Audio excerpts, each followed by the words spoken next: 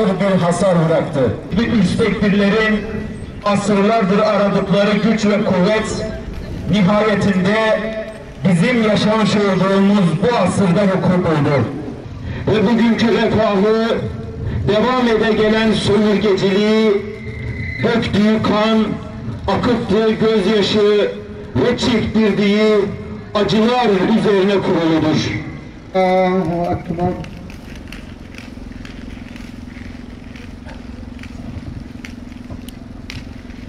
Elhamdülillahi Rabbil alemin.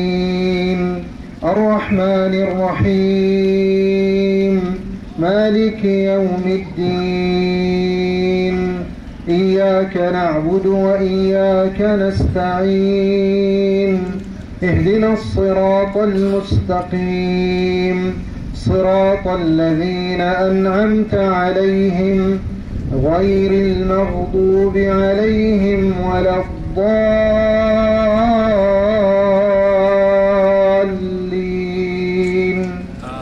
آمين. وما محمد إلا رسول قد خلت من قبله الرسل أفإن مات أو قتلا انقلبتم على أعقابكم ومن ينقلب على عقبيه فلن يضر الله شيئا وسيجزي الله الشاكرين وما كان لنفس أن تموت إلا بإذن الله كتابا مؤجلا ومن يرد ثواب الدنيا نؤته منها الله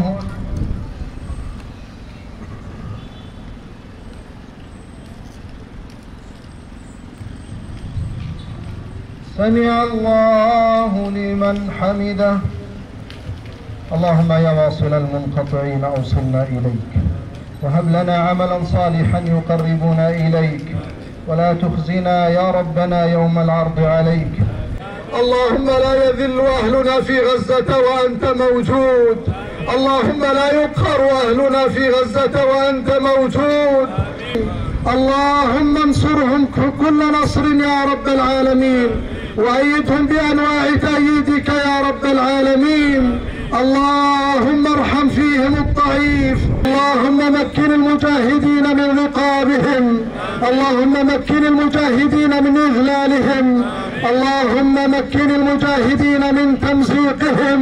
اللهم انتقم لأطفالنا وانتقم لنسائنا وانتقم لرجالنا في غزة يا رب العالمين.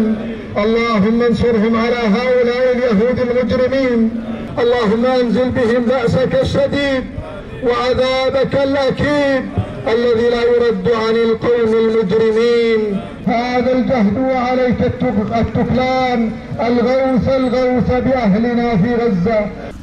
السلام عليكم ورحمة الله. السلام عليكم ورحمة الله. Gazze'de Siyonist işgal rejiminin bombardımanı, saldırısı aralıksız devam etmektedir. Ve elhamdülillah 2 yıldır Gazze'li kardeşlerimiz bu zulme, bu işgale, bu talana boyun eğmediler. Evet, kadınlarımız, çocuklarımız, insanlarımız orada çok vahşi bir şekilde soykırıma uğramasına rağmen kardeşlerimiz bir an bile direnişten vazgeçmediler. Bu büyük bir zaferdir. Evet, zaman zaman o görüntüler gerçekten de içimizi parçalıyor, yüreğimizi yaralıyor. Ama emin olun, işgal rejimi hiçbir hedefine şu ana kadar ulaşamadı. Esirlerinin tek bir tanesini dahi şu ana kadar ne sağ ne de ölü olarak mücahitlerin elinden kurtaramadı.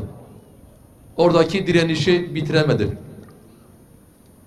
Gazze halkını Gazze'den süremedi. Ve dünyada insanlık nezdinde oradaki mücahitleri suçlu, terörist konumuna düşüremedi. Bu Allah'ın büyük bir lütfu keremidir. Bakın 1967 Arap-İsrail Savaşı olarak tarihe geçen 6 gün savaşında değil bir örgüt, bir hareket, Mısır, Suriye, Irak, Ürdün, 4 ülkenin bütün ordularıyla, savaş uçaklarıyla, füzeleriyle, ekonomik ve askeri gücüyle Siyonist İsrail'le savaştı. Ama bu 4 ülke ki diğer Arap ülkelerin de desteği olmasına rağmen Siyonist işgal rejimi karşısında 6 gün dayanamadı. 6 gün sonucunda teslim bayrağını çekmek zorunda kaldılar. Ama şu anda bakın işgal rejimi değil 6 gün 7.000 günü aşmasına rağmen Amerika'nın, Avrupa'nın, İngiltere'nin, Fransa'nın, NATO'nun, hatta maalesef bazı İslam ülkelerinin de yerine göre istihbaratı, yerine göre radarları, yerine göre askeri uzmanları, hava alanları destek vermesine rağmen yıllardır ambargo altında olan, kuşatma altında olan Gazze'ye diz çöktüremediler. Bu büyük bir zaferdir. Bu Allah'ın Müslümanlara, mücahitlere bahşetmiş olduğu büyük bir zaferdir. Bakın şu anda İslam ülkelerinde göremediğimiz protestolar, yürüyüşler, yüz binlerin katılımıyla olan yürüyüşler Avrupa ülkelerinin başkentlerinde yapılmaktadır. Ve Avrupa genelinde Aksa tufanı öncesi Müslüman olanların 4 katı, her gün, her hafta 4 katı Müslüman olmayan, yöne göre Hristiyan, yöne göre dinsiz veya da farklı dinlerden olan Avrupalılar fevç İslam'a giriyorlar. Müslüman oluyorlar. Ve işgal rejiminin son 100 yıldır bakın ilmek dokuduğu İsrail'in masumluğu, İsrail'in haklılığı yerle bir oldu. Artık kimse şu anda İsrail'in o yalanlarına kanmıyor. Herkes ve her tarafta Siyonistlere karşı, Yahudilere karşı bir kin, bir nefret, bir düşmanlık yayılıyor. Bunu yapanlar Müslüman ülkeler değil bakın. İspanya'sı, Hollanda'sı, bakanlar toptan istifa ediyor. İspanya şu anda işgal rejimiyle olan bütün askeri antlaşmalarını iptal etti. Birçok Batı ülkesinde artık bu lokantaya, bu otele, bu iş yerine Yahudiler giremez tabelaları asılmaya başlandı. Elbette bu bir anda olmayacak ki işgal rejimi bu güce, bu kuvvete bir anda ulaşmadı. Aşama aşama, merhale ulaştı. Ve gördük ki işgal altında olan Gazze değil, Filistin değil, İslam coğrafyası değil, bütün dünya, bütün yeryüzü şu anda Siyonist işgal altındadır. Bakın dünyanın süper gücü Amerika şu anda Siyonizmin uşaklığını yapmaktadır. Başa gelen hangi partiden, hangi renkten olursa olsun bütün Amerika başkanları Siyonizmin uşaklığını yapmaktadır. Rusya devasa güç olmasına rağmen Siyonizmin kontrolündedir. Dolayısıyla Gazze dışındaki bütün coğrafya Siyonizmin işgali altındadır. Ve Gazze elhamdülillah insanlığı peyderpey uyandırmaya devam ediyor. Buradan bütün devletlere, hasreten devletimiz olan Türkiye Cumhuriyeti'nin Cumhurbaşkanı'na, hükümetine, bakanlarına sesleniyoruz. Bakın İspanya, İtalya, Sumut filosundaki vatandaşlarını korumak için o bölgeye savaş gemileri gönderdi. Ve dedi ki uluslararası sularda eğer vatandaşlarıma bir saldırı olursa ben vatandaşlarımı koruyacağım dedi. Aynı adımı Türkiye'den de bekliyoruz. Türkiye şu anda bu coğrafyanın en güçlü donanmasına sahiptir. Her gün Allah sayılarını artırsın. Yeni füzeler, yeni silahlar, yeni uçaklar, yeni denizaltıları devreye koymaktadır.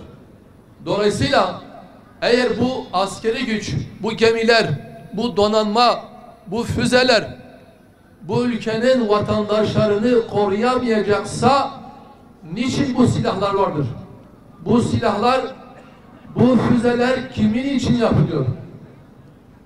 Bakın tehlike adım adım geliyor. Belki bir yıl önce, hatta 6 ay önce Siyonist İsrail Katar'a saldıracak denilseydi birçok insan hadi git işe derdi. Ama gördük ki Katar saldırıya uğradı. Lübnan her gün saldırıya uğruyor. Suriye saldırıya uğruyor. Ve Siyonist rejimin birçok yetkilisi, sözüm ona yetkilisi, yazarı, düşünce merkezleri hedefte Türkiye'nin olduğunu söylüyor. Dolayısıyla bu noktada Türkiye'nin bu eşkıyalığa, bu zulme razı olmaması lazım.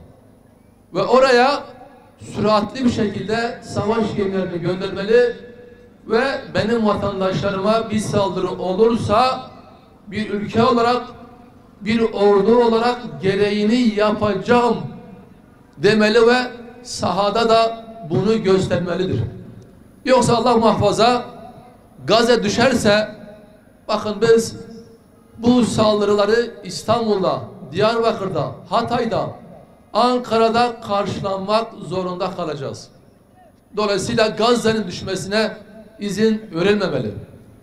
Ya Rabbi ya İlahel Alemin, İsmi Azam hürmetine, Esmaül Hüsna'nın hürmetine, Muhammed Mustafa'nın hürmetine indirilen Kur'an-ı Azimuşşan'ın hürmetine füzelerle, bombalarla parçalanmış masum Gazze'li çocukların hürmetine, evlatlarını kaybetmiş anneler, babalar hürmetine, namusları talan edilmiş hanımefendiler hürmetine, Kassam Tugaylarına yardım eyle ya Rabbim, mücahitlere yardım eyle ya Rabbim.